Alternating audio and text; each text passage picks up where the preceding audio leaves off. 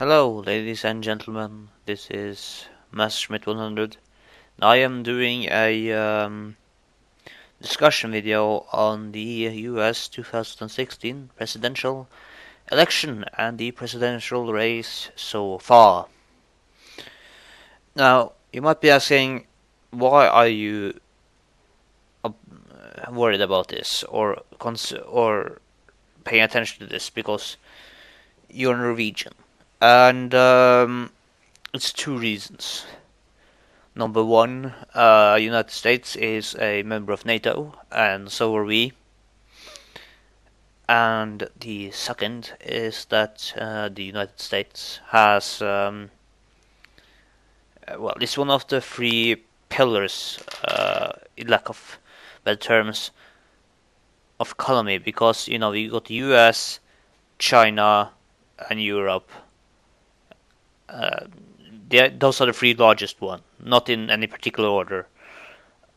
And if something should, let's say, happen to the US economy, or Chinese, or European, or Central European, it will have real devastating consequences for the entire international economy. And the president is an important person in that respect, because he's the leader of the US. So I'm going to go through three candidates: Donald Trump, Hillary Clinton, and lastly Bernie Sanders. And I will take all of them, controversy and good and bad things about of the candidates. Now, I just want to state immediately that I have, read page up and page down on what they are standing for and what they will do when they get in office. Mostly of what I know have been coming from the late night show that the Americans like so much. It is, Stephen Colbert, late night show, The Daily Show with Trevor Noah, The Daily Show Jon Stewart, who's unfortunately quit his job. Unfortunately, he was real good. So yeah, mostly from those sources is pretty much what I have been making a picture of the U.S. Presidential election. So it's not complete, but maybe it's time for not someone to have been reading, page up and page down. So my interpretation and judgment can be questioned. So don't take anything I say as how should I put it? I don't know absolutely everything, so keep that in mind. But I really don't have needed the patience or time to go into what every candidate is saying or wants or that kind of stuff. I just have I don't have time. But maybe you will like an opinion about someone other than an American. So let's start with subject number one. Donald Trump, successful businessman, and claims he's worth several billions. I thought he was estimated worth of 360 million US dollars or 36 million. I don't remember, but it was somewhere around that number. And he has been a highly successful businessman, but he also has some casinos that has gone bankrupt. How do you fuck that up? In the presidential race, the main thing with Donald Trump is that he's different than the others. All the other candidates, really, throughout U.S. history, has been really political correct. You see this across the board. I don't need to come up with examples. I don't think that will be necessary. But yeah, across the board they have all been, maybe except from President Bush, who was a complete moron. But Trump is not politically correct. I mean, I don't need to go through the clips of what they said about Mexicans.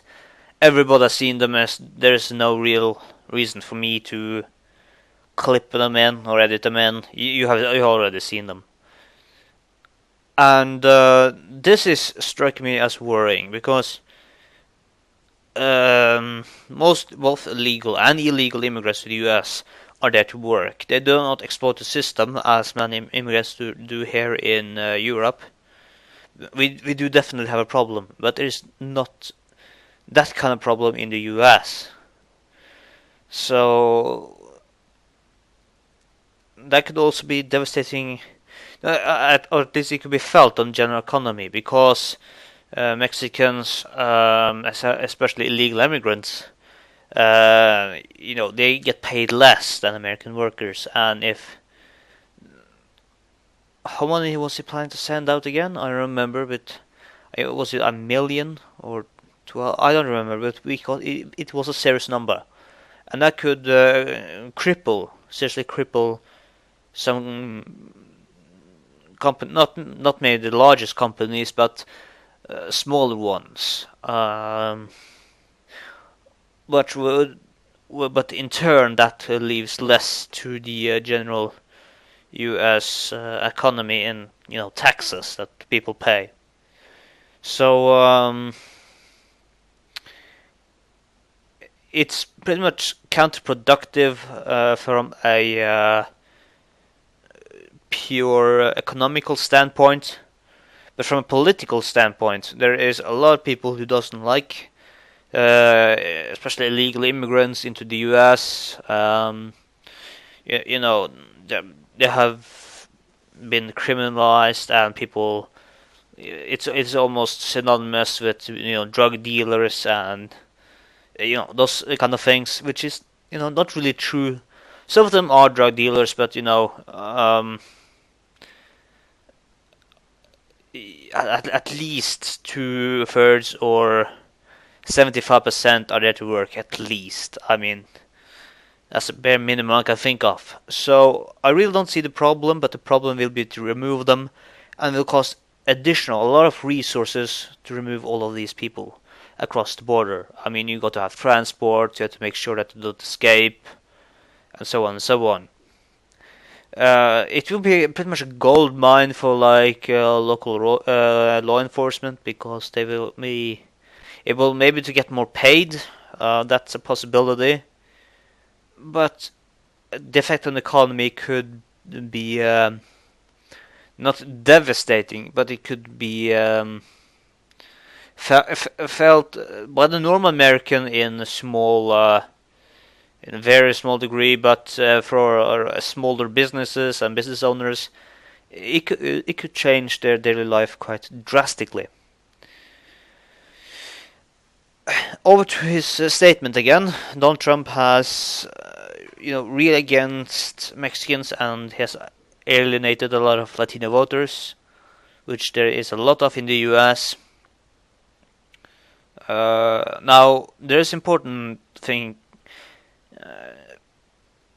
about the U.S. voting law, and that is that the illegal immigrants or immigrants themselves cannot vote, but their children can if they have if they are an American citizen and has American passports, which quite few are. So I don't know how much they can impact Trump, because he's really far ahead in the votes, which is worrying for several people, including me. I'm a little bit worried, but the worst thing is the overseas or in international affairs, which let's just say you have a country. Let's just take just India, just really quick India, and they have a business proposition, and let's say that Donald Trump is president, and this is the situation, that they have a business deal for something, I don't care, whatever, that will help the country in question, either economically or in other ways in the long term, like a large trade agreement, something like that. And let us say that the people of the country, the voters. This is not a really popular decision among voters. So the leaders of in this case India has to decide between this large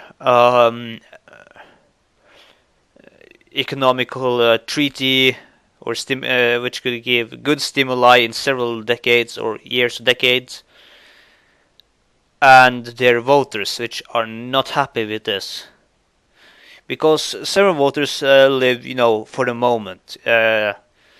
Not the general doesn't really think that far ahead. I know this sounds like I'm an asshole, but it's true. Just look on the statistics. So, I mean, one good example of that is the people in Greece. The Greek government has to, take these regulations, and it's not popular with the people. And you see demonstrations. You know what's happening down there, and then it will come down to the president. For being the persuasive one. It's not always down to the lawyers and businessmen. If this is such a massive international treaty, then the leaders will meet, and if in this case Donald Trump will come with a not so very well fitting comment, like just example, I have nothing against Indians, just coming straight off my head like, "Hello, all Indians, where are your bow and arrows?" or something like that. Then, as I said, the president or the leaders of the country has, 50-50. It would be good for the country, but I might lose the next election. And then it's just down to how persuasive the leaders of in this case the US will be, and if Donald Trump offends them enough, then they might not get the treaty. Just example how this can affect, how the president's personality can affect international agreements or situations. It is actually quite serious to have a person that is serious, who doesn't just shout out words like Donald Trump has done, and it is really worrying. Also, he wants to build this big wall across the border of Texas, and he says that Texas will, Mexico, sorry, not Texas, I'm sorry. Texas is all the way, even. But that Mexico will be paying for it. And this could have some serious effect on the Mexican economy as well, which will in turn maybe get even more people trying to get over to the US. And it can just escalate from there and go on and on and on. Or what could also, as a really big possibility could happen, is that these drug gangs, the cartels, Mexican drug cartels, get more power because bad times, more extreme movements get a better foothold. Like example, the most obvious example is Nazi Germany. When they had bad economical times, Hitler got to power, and I don't really think that the US wants to have a left or right extreme party takeover in their neighboring country. Especially if they're really militant. That could be a massive problem, because this government can also have support from the Mexican drug gangs, and it could be a really dangerous situation to do this. It's not that of a good idea. But you cannot say that the voters for Donald Trump is going to pay for this wall, or the American people is going to pay for it. So if he does get into office, it could be an enormous problem. A serious problem. Now, of course, the wall is not the only thing that Trump is riding on, but the case against Mexicans is by far one of his main issues and promises when if he becomes president.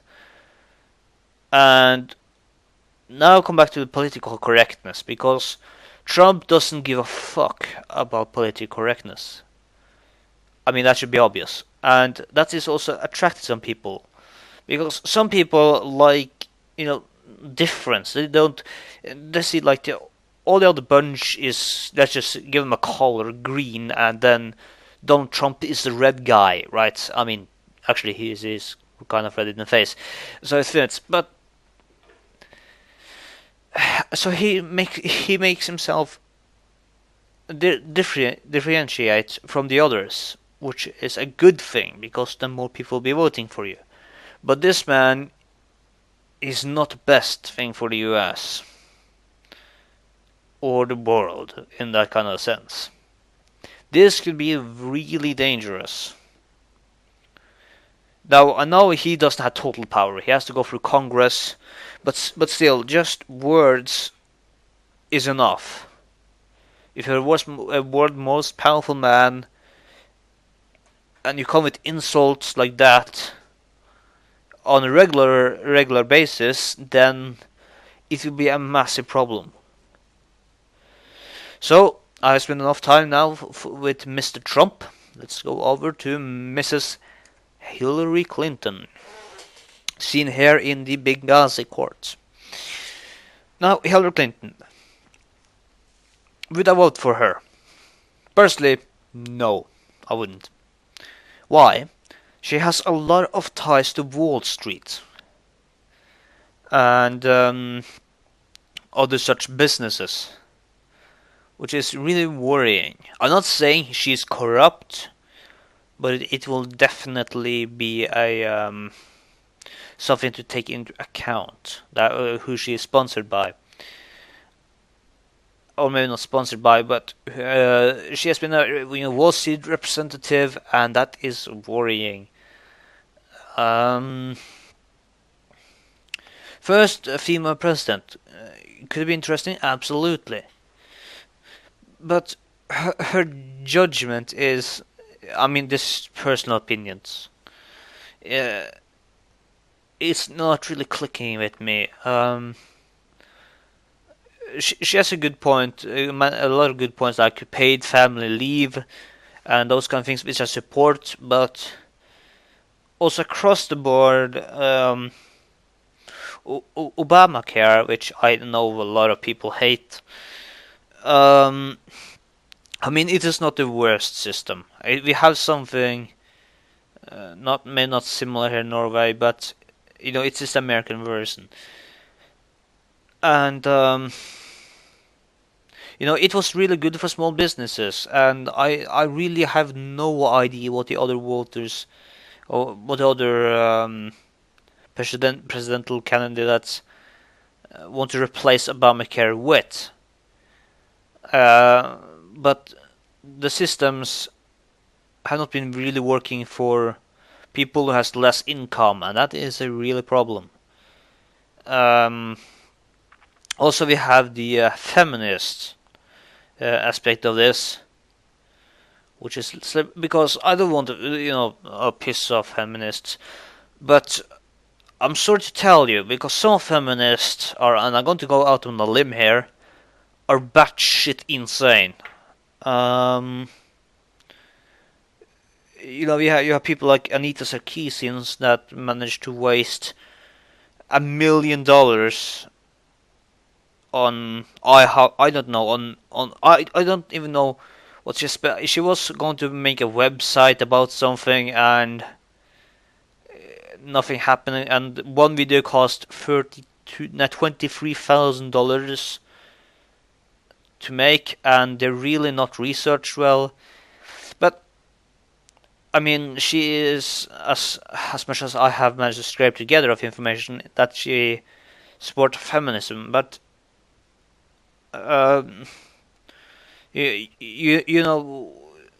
just look up Sargon of Akkad, because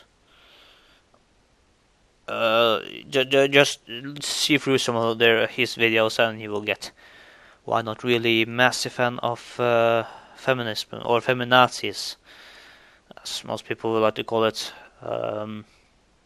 So some of the things they're doing are absolutely crazy. Back to Miss Clinton. She also has this massive hearing in Benghazi. There is a lot of people against her, even in her own political party. I mean, just look at Benghazi, how much money, American tax money, has been spent on this issue, and it is a terrifying amount. But she is one in the lead in polls, almost 50-50 now. I believe it's Mr. Sanders. But it is her connection that I'm worried about. And actually, a fun fact: we actually gave Hillary Clinton several million Norwegian kroner, or kroner, as you say, as support. And that is worrying me, because if we are doing it and she's accepting it, who knows who else is doing it as well? And that is really worrying. I mean, like, it's okay accepting some money to get to finance your presidential race, because in the US it is some massive costs that you have to have money. But still, it is a little bit worrying, and I do not trust her for that. Lastly, Mr. Bernie Sanders. He is pretty much the only one I want to vote for. Because he's, no offense to Mr. Sanders personally, he is old, but older people generally know more about, especially in politics and that kind of stuff, about the world.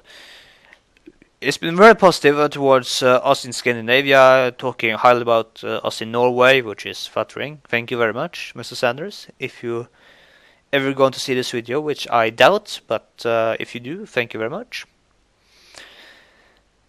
And he has been to more countries and seen more systems than the other two candidates. The other candidates are very American centralized. And maybe it's time for somebody different than just one who sees things the American way. Because the American way is, unfortunately, not necessarily the best way. I know that can be controversial to say, but again, I'm not American, so I really don't care. He doesn't have like these ties to any massive. He doesn't have like ties to Wall Street as Hillary Clinton, and he doesn't have these crazy announcements as Donald Trump. And he seems to know, every time he goes on a stage, he seems to know what he's talking about, and that is what I like. I don't want people to just go up on the stage and rambling about stupid shit all the time. So that's why I like Mr. Sanders. He might have a little bit less energy and kind of stuff, but what is admiring about him, I don't say. I know I'm talking shit about the other candidates, and now come to my favorite, and I just talk about pros. But what I found was impressive with him is how he is meant to engage the youth, or the young people in the US. That is admirable. So I would personally, if I was an American citizen with permission to vote, I would vote for Mr. Bernie Sanders. I would. That's really all I have to say. I know it's spent a lot of time on Donald Trump, but he's the most controversial one, so that's why I did it. And the reason for me doing this is because 27% of my views is in the United States. When a quarter of your views is from the US, it could be okay to make a video for the United States citizens or Americans or whatever people call them. This is for U.S. citizens that's going to go out and vote. This is just my views from as an outsider, so keep that in mind. Anyway, guys, thank you so much for watching. Good luck, basically, US, because I will be following the continued events from here in Norway. Until then, guys, keep your barrel clean, your ammo dry, and I will see you on the battlefield. Thank you so much for watching.